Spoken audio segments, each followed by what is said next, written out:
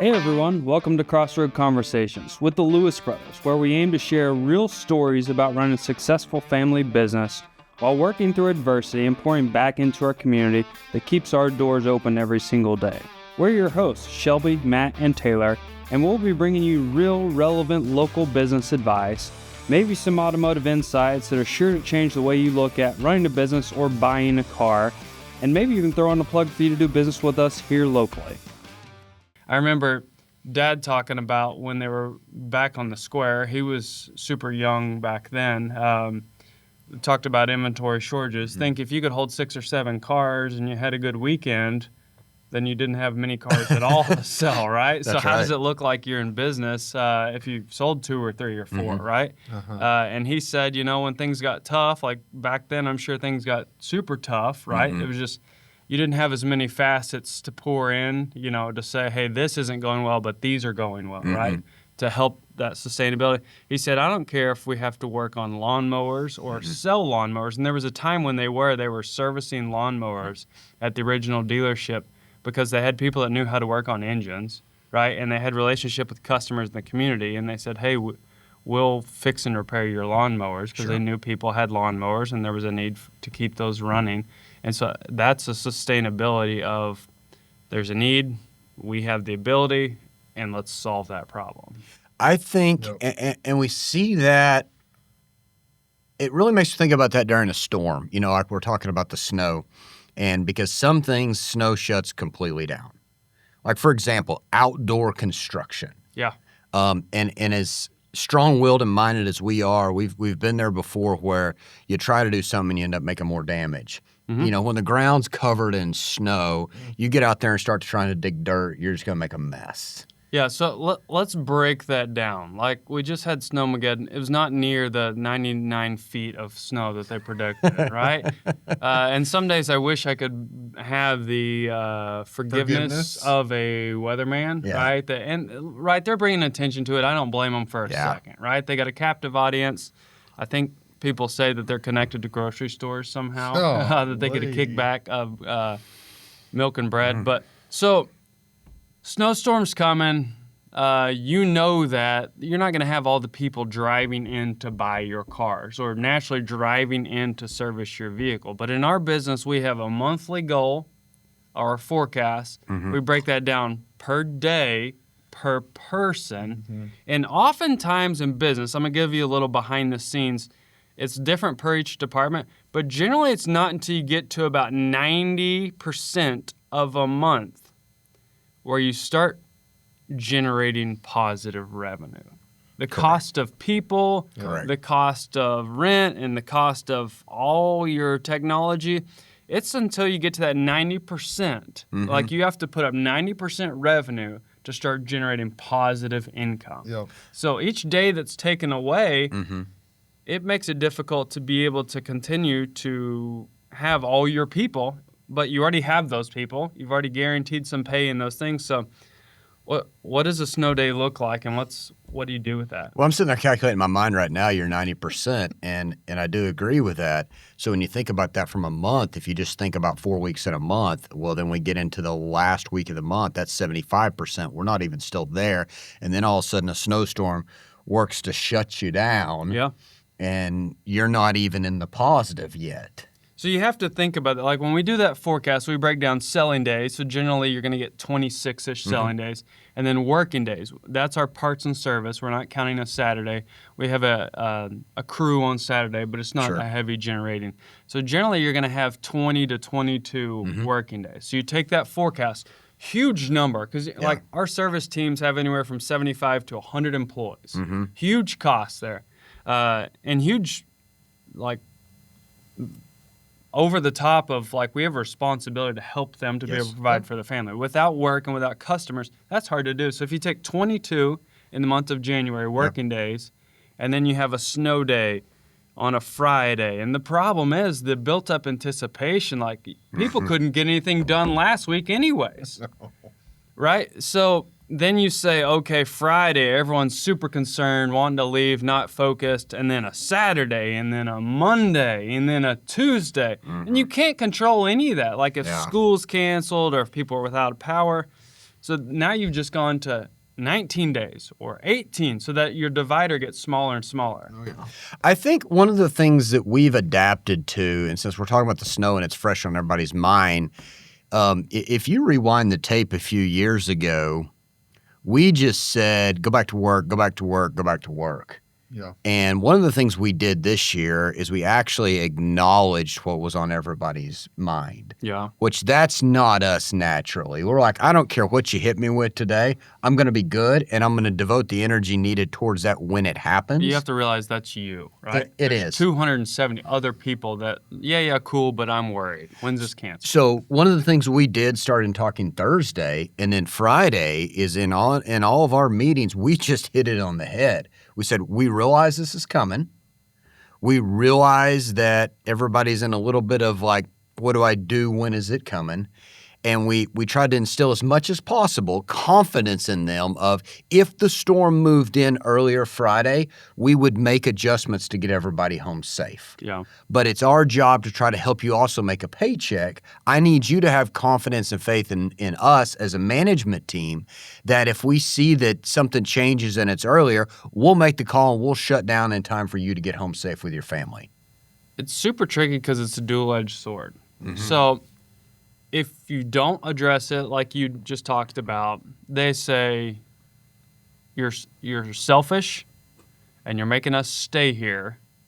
And, people go in one far spectrum, and it's okay because they're totally fear-mongering across the news and everything. Like, please just turn that stuff off, right? Yeah. You'll know when something is needed. But let's say you watch the news and you listen to everything. They're like, this is so stupid. Why are you making us be here? It's unsafe, and not everyone has the ability to drive or has the lack of, fear. And so you have to keep that in mind. But what will happen is they will completely forget that. So when their commission or their draw check happens a week or two later, they'll look at you directly and say, what happened to all my money? Uh-huh. And so that's where you say, I want to keep you super safe. Yeah. You got to know when to say when. Sure. Right? But then you get to help them of, hey, I know there's not people just crawling across the parking lot to buy cars. I know there's not tons of people coming into the service drive. Let me help you be creative and things that we can get done. So in 2 weeks, when your house payments due, your car payments due, and the 9,000 other things that people are asking for money, because guess what never changes? Yep. Any of those things collectively. Bill still comes. They still come. And so we try to help them responsibly. It's like, okay, well, let's call all the construction companies that the ground is frozen and say, hey, could we get your vehicles in right now when they're not generating you any revenue and get those tuned up? Mm-hmm. We've got a bunch of recalls. We can come to you and perform those. And then salespeople, we get to do tons of training to make sure that they're up to date with all the training with the manufacturer. We do walk-around competitions. It's time to stop cutting with a chainsaw and stop and sharpen the chain so when it's ready for action, because they'll forget one side of the sword and then hit you with the other side. And you're like, well, I tried to help you here. So that is so tough as a business owner to say, when do you say when? And if you say the time is now that we are still going to be here, how do you help? You can't just say go to work, sell cars, or go to work, go work on cars. When you have to help be creative of let's make something out of something here. Yeah. A good leader will help walk an employee through that. It's kind of like the first time you go to the gym and you go work on bench press or push-ups or whatever, air squats, and then you go look in the mirror afterwards and you're like, I really can't see a difference. Yeah. And then maybe day 2, maybe even month 2. But 6 months down the road, a year down the road, the definition changes. Your body composition changes. It didn't change from the day before. It changed from all that work. And someone didn't just say, hey, go to the gym and go work out. That's you can't just tell your team, hey, go to work. You have to define, say, hey, I need you to do 3 sets of 12 at this percentage of your max. Yep. And do this and this and this. So you have to be so surgical in that direction to say, hey, team, today I need you to work on this, this, and this because I realize this. Well, and then also you're putting in their mind of like, and you have to do this consistently day after day after day before. So you have to recalibrate their expectations. Yeah. So how does that transfer over to the snow when nobody's on the lot? We're still making phone calls. Because people are home because they're easy to connect. So we're making phone calls. Our connection rate's up. We're sending thank you emails. We're just touching base with people. We're getting up to date on certification. Because you know what'll happen? We're all procrastinators. Yeah. And what'll happen is we'll look up and there's 2 days left in the month and we wouldn't have hit manufacturer certifications for training in sales or parts or this or that. And everybody's like, oh, crap, we got to do that. It's connected to all these incentives or their spends. And now or their the snow's spiffs. melting and we need to sell stuff. And we need to sell stuff at work. And then the employee's like, what do you want me to do? You want me to sell the car? You want me to do this? So a good leader explains that and puts it in their mind because naturally they're thinking about exactly what you're talking about, Shelby, of why am I here?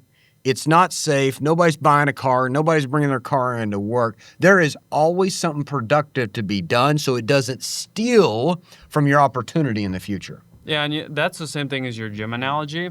So when you're not in the gym, when the ability is not to be here in your business working on it, work on the other portion is say, hey, maybe we should work on your eating.